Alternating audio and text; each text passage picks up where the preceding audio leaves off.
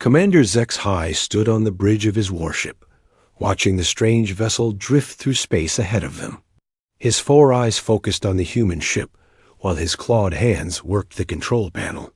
He had been studying alien races for over 200 years, but these creatures called humans were new to him. The human ship looked wrong somehow. It was made of simple metal and had rough welding marks along its hull. Most civilized species built their ships with smooth energy shields and perfect curves. This vessel looked like someone had hammered it together in a cave. "Sir, we are picking up movement inside their ship," said his second officer, a young Korthax named Veltar. They seemed to be preparing for battle. HFY activated the deep scanning system. The advanced sensors could see through most ship hulls and show what was happening inside. What he saw made him laugh out loud. The humans were putting on armor, but what terrible armor it was. They wore pieces of metal plates over thick cloth. The metal looked heavy and clunky. It had joints that moved like ancient machines. Their helmets were simple domes with glass windows to see through. "Look at this," HFY called to his crew. "These humans think that crude metal will protect them in battle." The other Korthax officers gathered around the display screen. They could see human soldiers checking their weapons and moving through narrow hallways. The humans carried simple guns that shot metal bullets. Their equipment looked like it belonged in a museum. One human appeared to be their leader. The scanner showed his name tag read Morrison. He was talking to his soldiers and pointing at different parts of the ship. His armor was no better than the others. It had scratches and dents from previous battles. "Captain Morrison is probably their military commander," HFY said to his crew. "Watch how he moves. The armor is so heavy that he can barely walk properly." A human female soldier caught HFY's attention. Her name tag said Grant, and she seemed to be in charge of the fighting soldiers. She was checking each person's equipment and making sure their armor was properly attached. What confused HFY most was how much skin the human armor left exposed. Their arms and legs had gaps where enemy weapons could easily hit them. Their necks were barely protected. Even their faces were visible through clear helmet windows. "This makes no sense," Veltar said, studying the humans.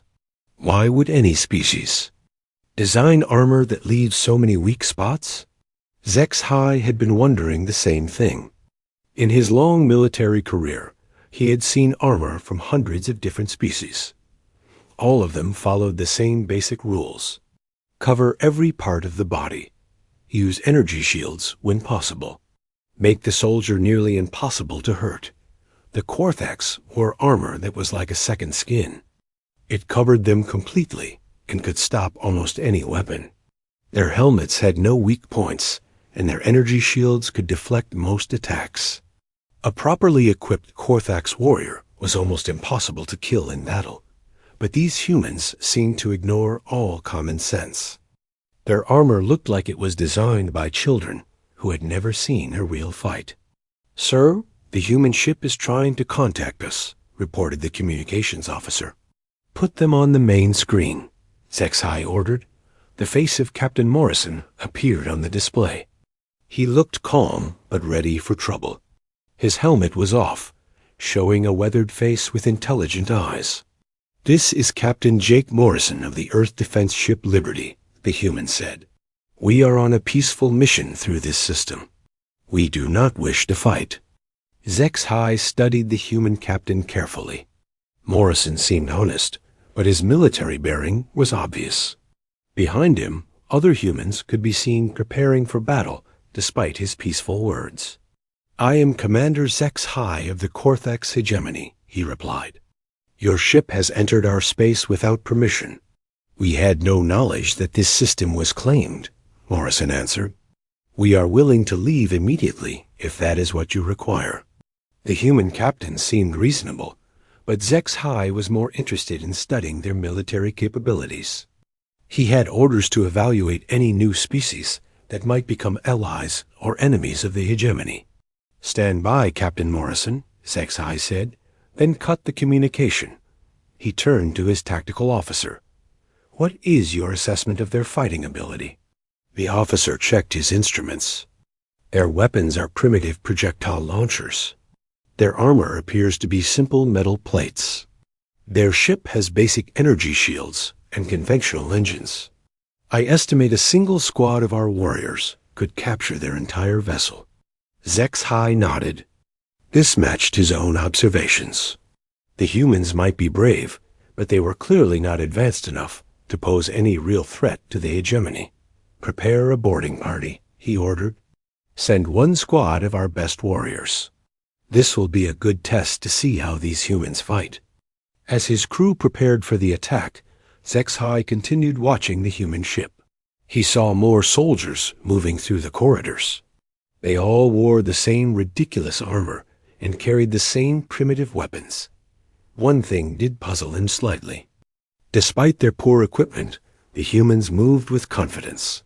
They seemed to know exactly what they were doing. Their formations were precise and their communications were clear, but that did not change the facts.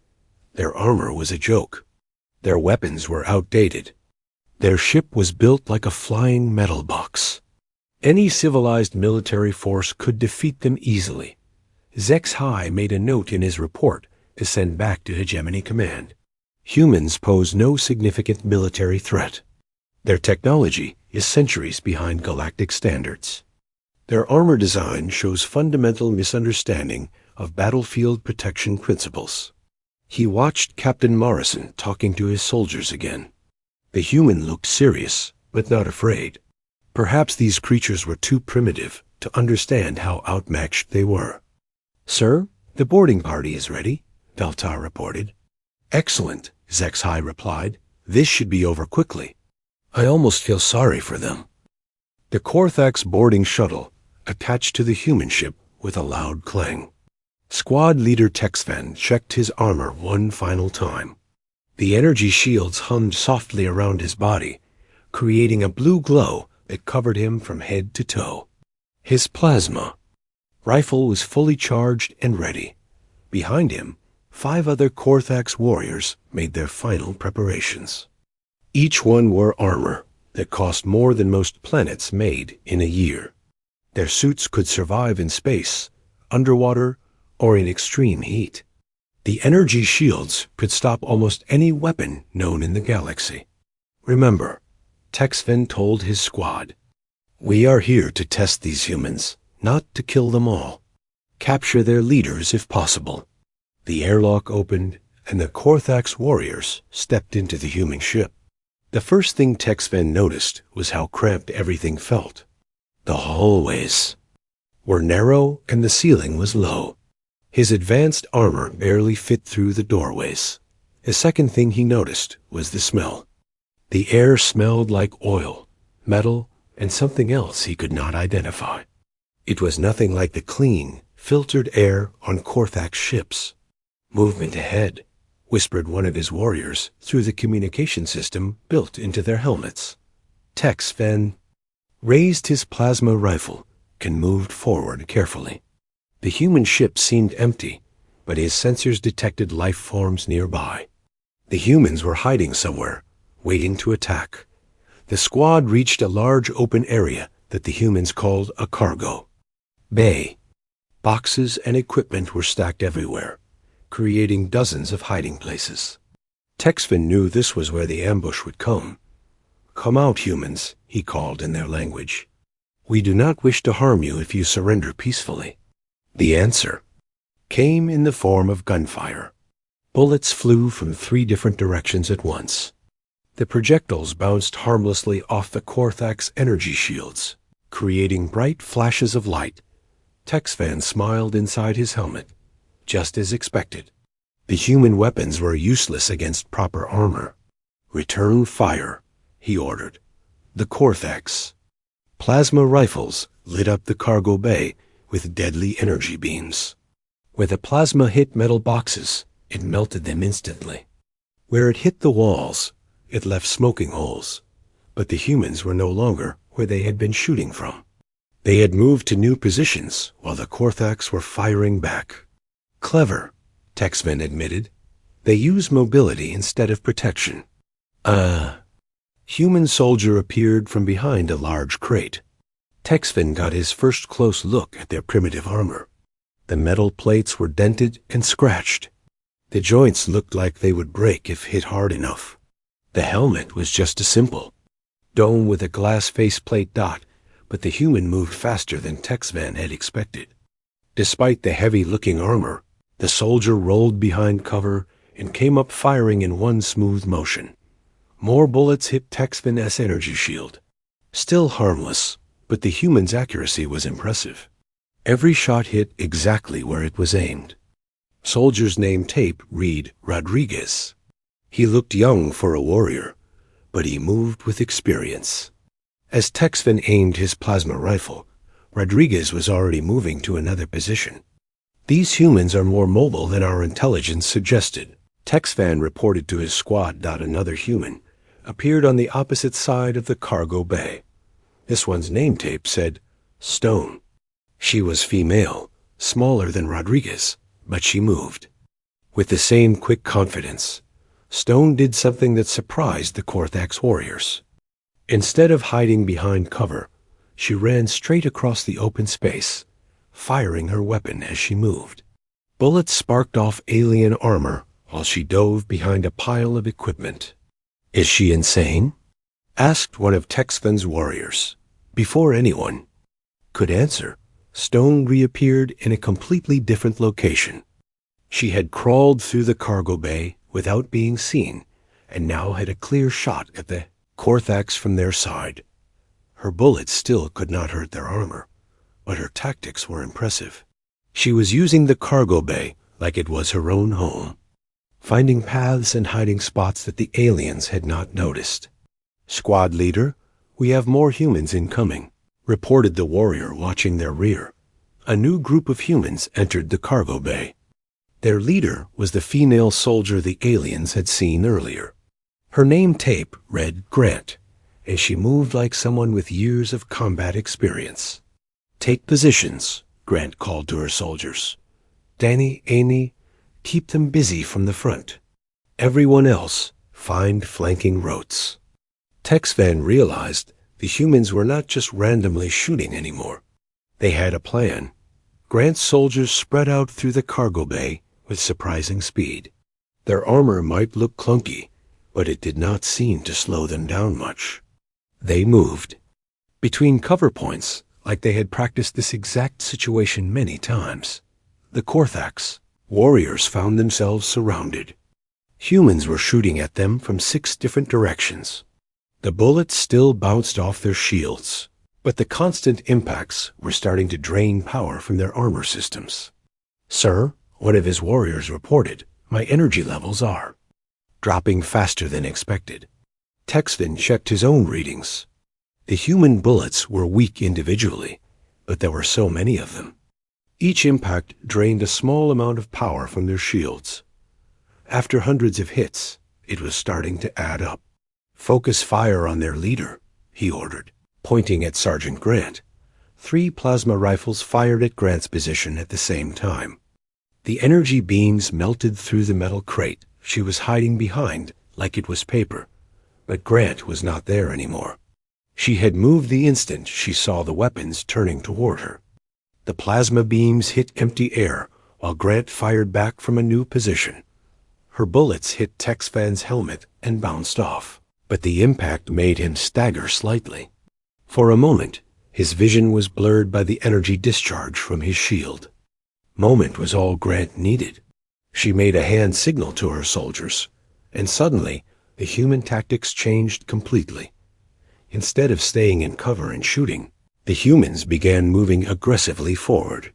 They used the smoke from the melted cargo crates to hide their movements.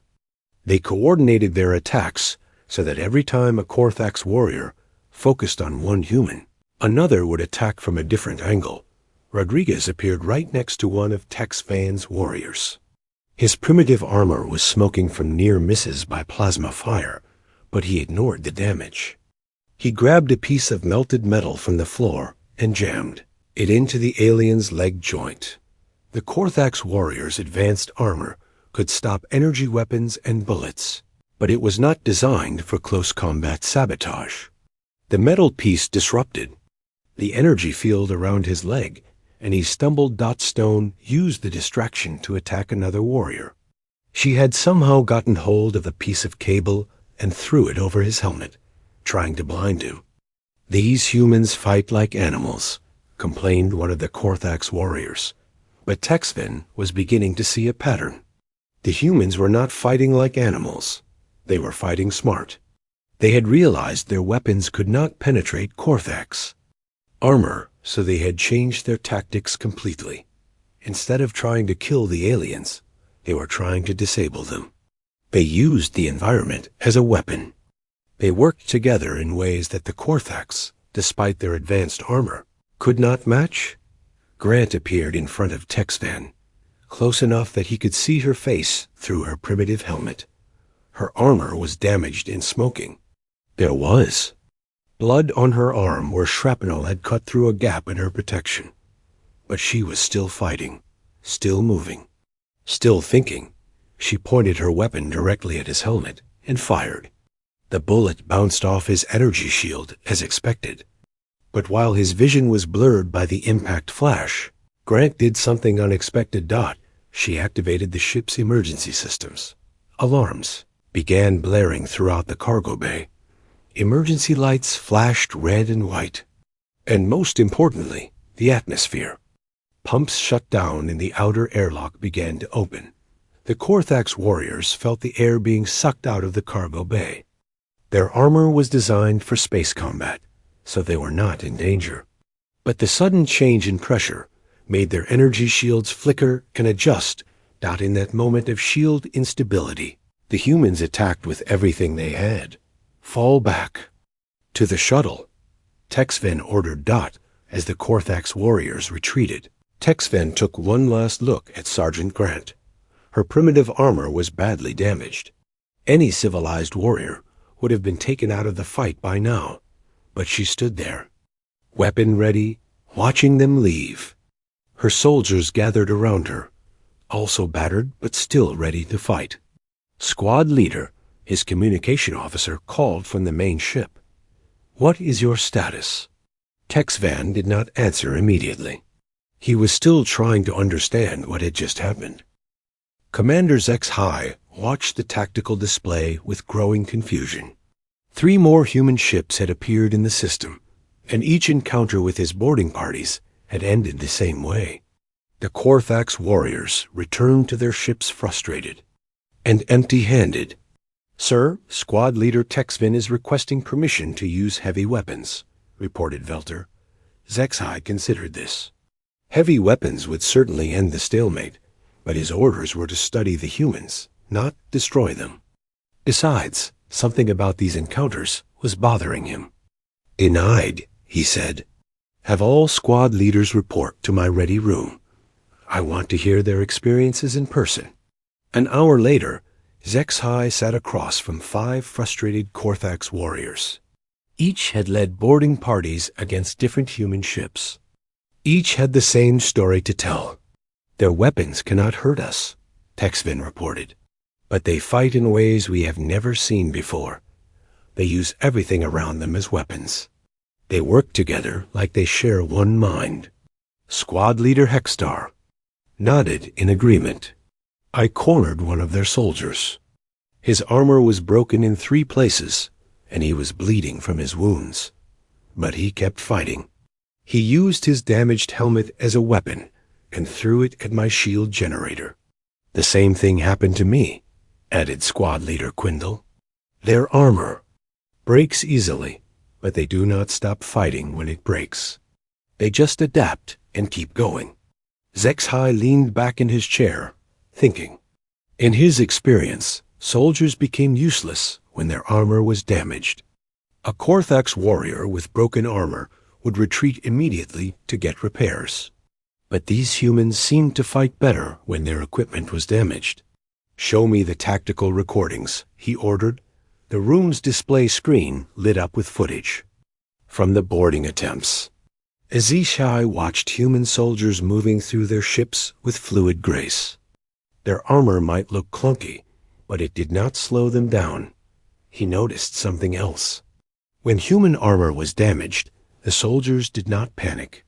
They quickly removed broken pieces and kept fighting. They shared equipment with each other. They used damaged armor parts as tools and weapons. Pause the recording, as HFY said. The image froze on a human soldier named Collins.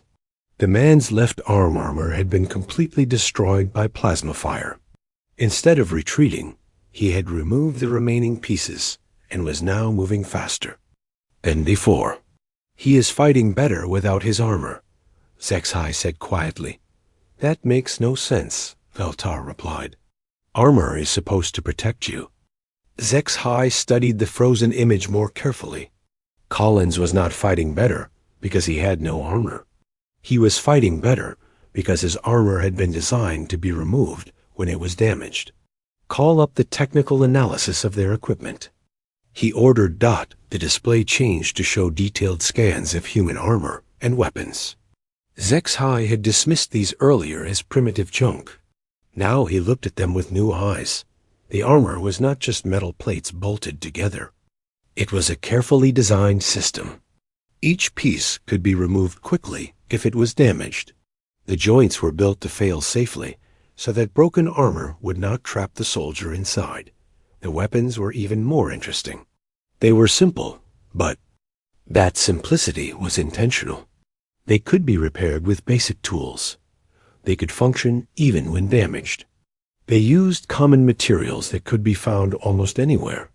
Bring me our xenobiology expert, HFY ordered. Dr. Mothic arrived. Within minutes. She was the ship's specialist in alien biology and culture. If anyone could explain human behavior, it would be her. Doctor, I need you to look at these tactical recordings and tell me what you see. Dr. Mothic watched the footage carefully. Her large eyes tracked every movement of the human soldiers. After several minutes, she made a sound that was the cortex, equivalent of surprise. Commander, these humans are not fighting like individuals, she said. They are fighting like a single organism with many parts. HFY did not understand. Explain. Watch this section, she said, pointing to a part of the recording. The human soldiers are not trying to protect themselves. They are trying to protect the group. When one soldier's armor is damaged, the others immediately adjust their positions to cover for him. She was right. HFY could see it now. When Collins lost his arm armor, 2 other soldiers immediately moved to shield him from that direction. When another soldier's helmet was damaged, someone else took over his long-range shooting duties. Their armor is not designed to make individual soldiers invulnerable, Dr. Mothic continued. It is designed to make the group more effective as a whole. This was a revolutionary concept. Every civilized species designed armor to protect individual soldiers. The idea of armor that was meant to fail in certain ways was completely foreign to galactic military thinking. There is something else, Dr. Mothic added. I have been studying their ship communications. The humans are not just sharing tactical information. They are sharing emotional support. She played an audio recording from one of the human ships. HFY heard Captain Morrison talking to his crew after a battle. Good work, everyone, Morrison was saying. Danny, that was quick thinking with the cable. Amy, your flanking maneuver saved the day. Pete, how fast can you get our damaged systems back online? 30 minutes, sir, came the reply from the engineer Collins. The backup systems are holding fine. Outstanding. Helen, how are our wounded? 2 soldiers with minor injuries, sir, reported the medic. They will be ready for duty in an hour. Dr. Mothic paused the recording. Listen to how they talk to each other. They are not just following orders. They are working together by choice. HFY had never heard military communications like this before. Korthax warriors followed orders because they had to. These humans seemed to follow orders because they wanted to. Sir, Veltar interrupted. We are receiving a communication from the human ships. Put it on the main screen. Captain Morrison appeared on the display. His armor was off, and he looked tired but calm. Behind him, HFY could see human crew members working to repair battle damage. Commander HFY, Morrison said, I would like to propose a temporary ceasefire. We have wounded soldiers who need medical attention, and I assume you do as well. This was unexpected. In galactic warfare, requesting a ceasefire was usually a sign of weakness. But Morrison did not sound weak. He sounded practical. My warriors are not seriously injured, HFY replied. I am glad to hear that, Morrison sighed. But my medic, Dr. Torres, tells me that some of your soldiers might have equipment problems. If you would like, we can share our technical repair manuals. HFY was confused. Why would you help us repair equipment that we will use to fight you? Morrison smiled. Because fighting damaged equipment is not really fighting. It is just bullying. If we are going to be enemies, I would rather fight you at your best. This made no sense to HFY. No civilized species would help their enemies become stronger. Captain Morrison, he said carefully, your military doctrine is very different from ours. Yes, I imagine it is, Morrison replied. Commander, may I ask you something? In your military, what happens when a soldier's armor is badly damaged? They retreat for repairs or replacement, HFY answered. And if they cannot retreat, HFY thought about this. A Korthax warrior with damaged armor was basically helpless. They would likely be captured or killed, Morrison nodded. That is what I thought. In our military, we train soldiers to fight, effectively even when their equipment fails. We design our armor to be repairable in the field. We build our weapons to work even when they are damaged. But why? HFY asked. Why not just build better armor that does not break? Because everything breaks eventually, Morrison replied. The question is what happens when it does. Do your soldiers become helpless, or do they adapt and overcome? For the first time in his long military career, HFY was beginning to understand. But there might be more than one way to approach warfare. Captain Morrison, he said slowly, I would like to learn more about your military philosophy. Morrison's smile grew wider. I would be happy to share it with you, Commander. But first, let us get our wounded soldiers taken care of. As the communication ended, HFY sat back in his chair. Everything he thought he knew about military tactics was being challenged by these strange humans and their deliberately imperfect armor. 3 days later, a much larger human ship arrived in the system. Commander HFY watched it approach with both curiosity and concern. This vessel was different from the others. It was bigger, better armed, and moved with military precision. Sir, the new ship is requesting communication, Veltar reported. Put them through. The main screen showed a human in clean, undamaged armor. His name tape read Rivers, and his rank insignia marked him as a colonel, which HFY knew was a high military position among humans. Commander HFY, Colonel Rivers said, I am Sam Rivers, commanding officer of the Earth Defense Corps' 3rd Fleet. I understand you have been having some interesting conversations with Captain Morrison. HFY studied the new human carefully. Rivers looked older than Morrison, with gray in his hair and lines around his eyes. He carried himself like a veteran warrior who had seen many battles. Colonel Rivers, your arrival changes the tactical situation significantly, HFY replied. Rivers smiled. Relax, Commander. I am not here to start a war. I came to personally demonstrate something that Captain Morrison thought might interest you. What kind of demonstration? A training exercise. I would like to show you how human soldiers learn to fight when everything goes wrong. 2 hours later, HFY found himself aboard the human vessel, along with several of his officers. Colonel Rivers had invited them to observe human military training firsthand. The ship's training deck had been set up to look like a battlefield. There were obstacles, hiding places, and targets scattered throughout the large room. A group of human soldiers stood ready, wearing their standard armor. What you are about to see, Rivers explained, is a basic exercise that every human soldier must complete. We call it Murphy's Law training. What is Murphy's Law? Dr. Mothick asked. An old human saying, Rivers replied. It means that anything that can go wrong will go wrong. So we train our soldiers to expect everything to go wrong. The exercise began. The human soldiers moved through the training course, working together to complete various objectives.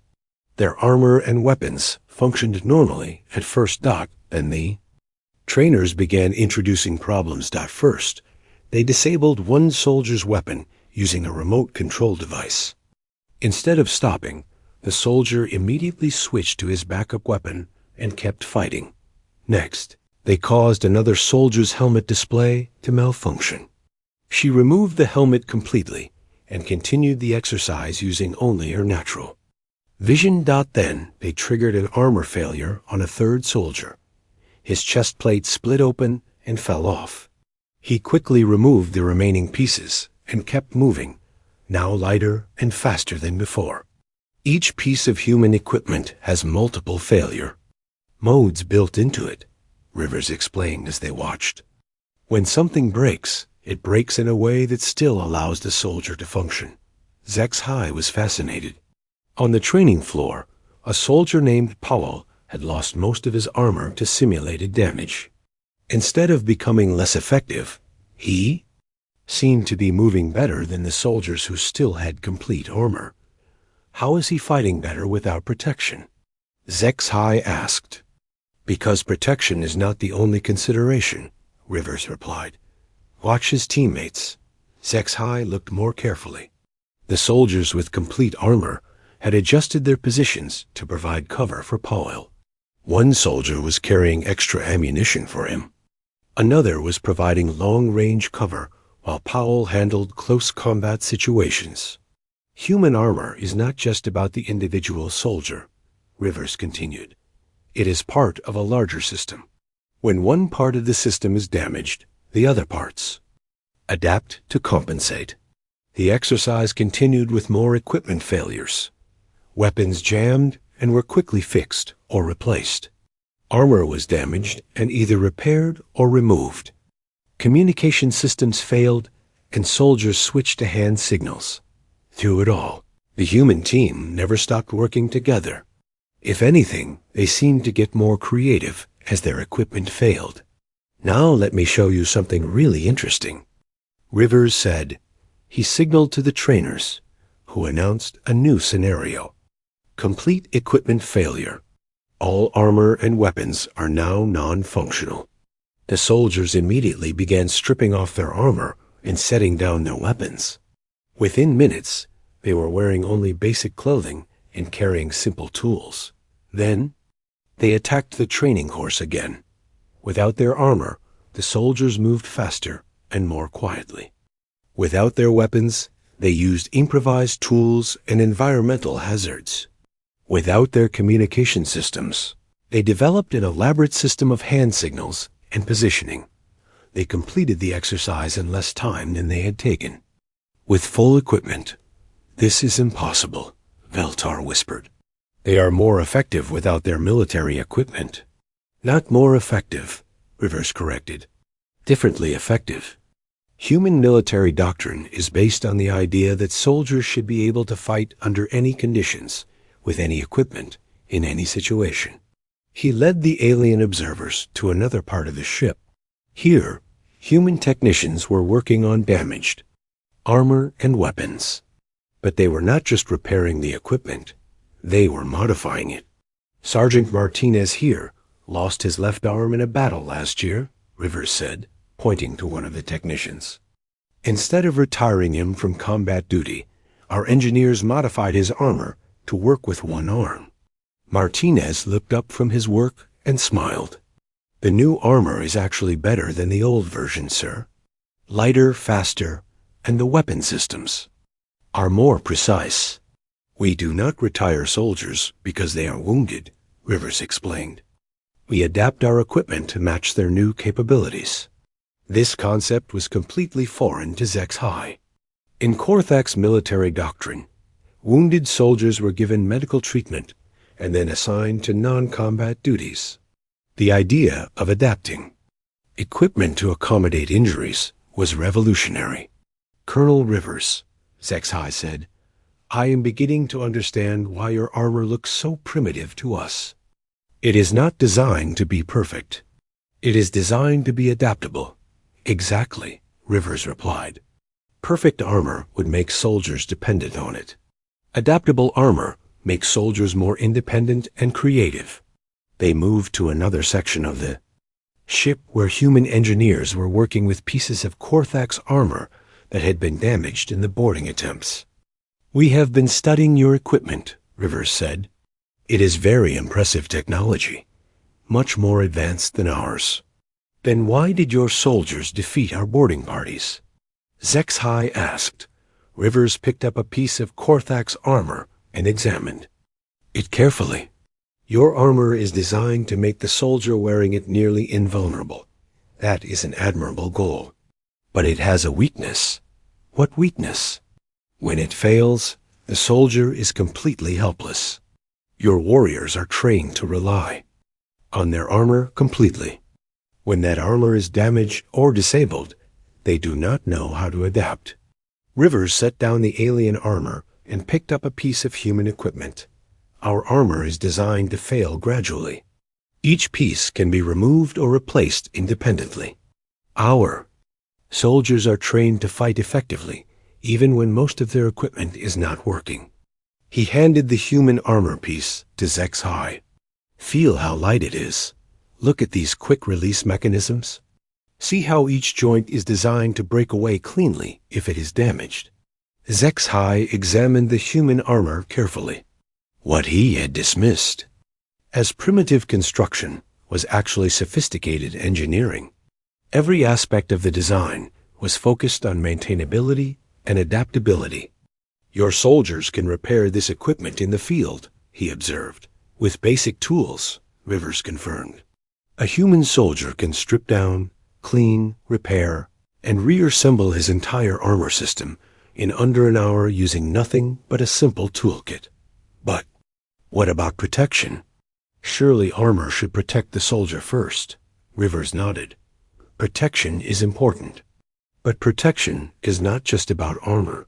It is also about training, tactics, teamwork, and adaptability. Our armor provides adequate protection while maximizing everything else. He led Zex-Hi to an observation window that looked out at the human fleet. Commander, may I ask you something? In your military experience, what is the most dangerous moment for a soldier? Zex-Hi thought about this. When his armor fails. Exactly. So we train our soldiers for that moment from day one. We make sure they can fight effectively when their armor fails, when their weapons jam, when their communications are down, when their supplies are cut off. You train for defeat, Zex-Hi said, finally understanding. We train for survival, Rivers corrected. There is a difference. A soldier who can only fight when everything is working perfectly is not really a soldier. He is just a person wearing expensive equipment. As Zex-Hi looked out at the human ships, he began to see them differently. They were not primitive vessels crewed by backward warriors. They were platforms designed to support the most adaptable soldiers he had ever encountered. Colonel Rivers, he said quietly, I believe I have been wrong about human military capabilities. Rivers smiled. Commander, would you like to see our soldiers train alongside yours? I think both our peoples could learn from each other. For the first time since the encounter began, Zex-Hi felt like he was talking to an equal. 2 weeks later, alarms began blaring throughout both the human and Korthak's fleets. Long-range sensors had detected a massive invasion force approaching the system. The ships belonged to the Vector Empire, a species known for their aggressive expansion, and advanced military technology. Commander Zex-High rushed to his bridge as reports came in from his scouts. The Vector fleet was enormous, with over 50 warships and countless smaller attack craft. They were heading directly for the system with obvious hostile intent. "Sir, Captain Morrison is requesting immediate communication," Veltar reported. The human captain appeared on the main screen. His expression was serious, but calm. "Commander, it looks like we have a bigger problem than our little disagreement." "Agreed, Captain. The Vector Empire has been expanding into this sector for months. They will attack both our fleets without hesitation." Morrison nodded. "My colonel suggests we work together on this one. Our ships alone cannot handle a force that size, and neither can yours." Zex-High considered this quickly. The Vector were enemies of both humans and Korthax. Fighting them separately would mean certain defeat for both fleets. "I accept your proposal, Captain Morrison. How do you suggest we coordinate our forces?" "Colonel, Rivers has a plan, but it is going to require some trust between our peoples." An hour later, Zex-High found himself in the planning room aboard Rivers' ship, surrounded by both human and Korthax officers. The mixed group was studying tactical displays that showed the approaching enemy fleet.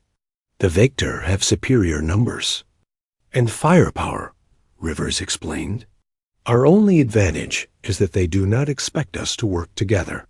They will probably try to defeat us one fleet at a time. What do you propose?" asked squad leader Texvan. Rivers pointed to the tactical display. "We combine our strengths. Korthax ships have better shields and energy weapons. Human ships are more maneuverable, and our soldiers are better at boarding actions.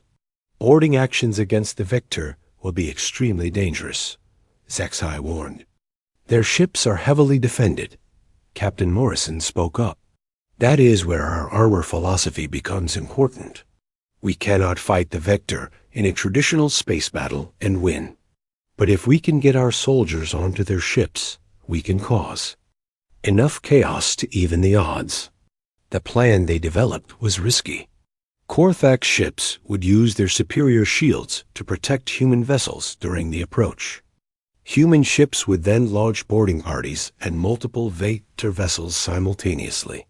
"The key is adaptation," Rivers explained.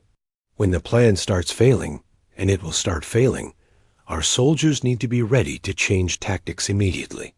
Lieutenant Clark, one of the human tactical officers, raised a concern. "Sir, our soldiers will be fighting inside alien ships with unknown layouts and environmental hazards." "Which is exactly the kind of situation we train for," replied Sergeant Martinez. "Unknown conditions, unreliable equipment, hostile environment. It is just another day at the office." Dr. Mothek had been studying Vector ship designs. Their internal defenses are automated systems that respond to specific threats. They may not be programmed to handle human adaptability. As the enemy fleet approached, the combined human and Korthax forces took up defensive positions. Zex-High watched his tactical display as the battle began. The Vector attacked exactly as predicted, focusing their fire on what they assumed was the stronger Korthax fleet. But the human ships were hiding behind Korthax energy shields, protected from the initial bombardment. "Launch boarding shuttles," Rivers ordered. Dozens of small human craft shot out from behind the Korthax ships, moving too fast for the Vector to target effectively. Each shuttle carried a mixed team of human soldiers and Korthax warriors. Zex-High watched the tactical feeds as the boarding parties reached their targets. What he saw amazed him. The human soldiers adapted to each alien ship instantly. When they encountered sealed blast doors, they found alternate routes through maintenance shafts.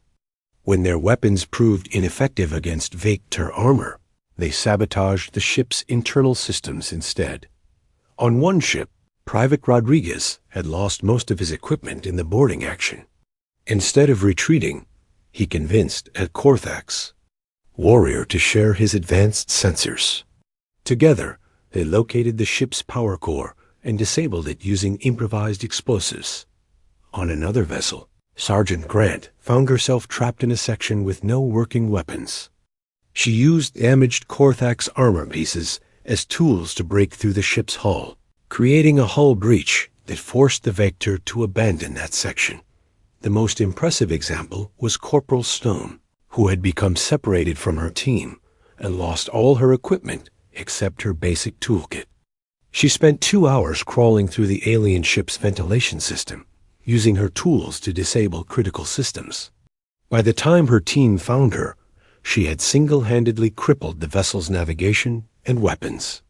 Commander, Dr. Moff Ek, said, watching the tactical feeds, "Look at how the humans fight inside those ships. They are not trying to control territory like normal soldiers. They are trying to disrupt the ship's ability to function." She was right. The human boarding parties were not following traditional military tactics. Instead of securing key areas and holding them, they were moving constantly, causing damage wherever they went, and forcing the Vector to respond to multiple crises simultaneously. They are fighting like a virus, Zexhai realized. They get inside the system and cause it to break down from within. The Korthax warriors who were working with the humans were learning quickly. Texvan had adapted his squad's tactics to support the human approach. Instead of trying to win direct confrontations, his warriors were using their superior armor to protect human soldiers while they sabotaged enemy systems. "Squad leader Texvan to all units," came a report over the communication system. "Human soldiers have taught us a new tactic. Instead of fighting the enemy, we are making the enemy fight his own ship." The battle lasted for 6 hours. When it was over, the Vector fleet was in retreat, with most of their ships damaged or destroyed. The combined human and Korthax forces had won a victory that neither could have achieved alone. In the aftermath, Zexhai met with Colonel Rivers and Captain Morrison to review the battle reports. "Your soldiers performed beyond my expectations," Zexhai admitted. "I have never seen troops adapt so quickly to unknown conditions." Rivers smiled. "They were just doing what we trained them to do. Fight effectively under any circumstances, with any equipment, against any enemy." "I think I finally understand your armor philosophy," Zexhai continued. "It is not about the equipment. It is about the soldier's ability to succeed regardless of the equipment." Morrison nodded. "Exactly. Good armor helps, but it should never become a weakness. The moment a soldier cannot fight without his armor, the armor has become a liability." Dr. Moffik had been analyzing the tactical recordings. "Commander, I have been studying the human combat patterns. Their effectiveness increased throughout the battle as they learned about Vector technology and adapted their tactics. That is the real strength of human military doctrine," Rivers explained. "Our soldiers are trained to learn and adapt continuously. Every challenge makes them more effective, not less." Zexhai was writing his final report to Hegemony Command. This report would be very different from his first assessment. "Human military capabilities have been severely underestimated," he wrote. "Their armor appears primitive, but represents a sophisticated approach to battlefield adaptability. Human soldiers are trained to maintain effectiveness under conditions that would incapacitate most civilized troops."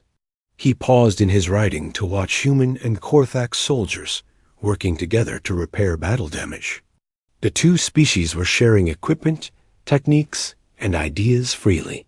Furthermore, he continued writing, "Human military philosophy offers valuable lessons for improving our own capabilities. Their emphasis on adaptability over perfection has proven tactically superior in complex battle situations." Captain Morrison peered on his communication screen. "Commander, Colonel Rivers and I have been discussing future cooperation between our peoples. Would the hegemony be interested in joint military exercises?" Zexhai considered this carefully. "Captain, I believe my superiors would be very interested. But I have one question. Would you be willing to share your training methods with us? Of course, Morrison replied.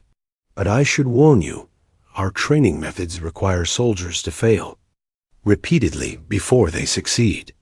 Not all species are comfortable with that approach. I think the Korthax are ready to learn about failure, Zaxai said. We have learned that there is wisdom in designing systems that work even when they break. Over the following months, human and Korthax military engineers worked together to develop new equipment designs. They created armor that combined Korthax, energy shielding with human modularity and repairability. The first joint training exercises were challenging for both species. Korthax warriors had to learn to function when their advanced equipment failed. Human soldiers had to learn to use sophisticated alien technology without becoming dependent on it. Sergeant Grant found herself training a squad of young Korthax warriors in adaptive tactics. The most important lesson, she told them, is that your equipment will fail at the worst possible moment. The question is not whether it will happen, but what you will do when it does. Meanwhile, Tay,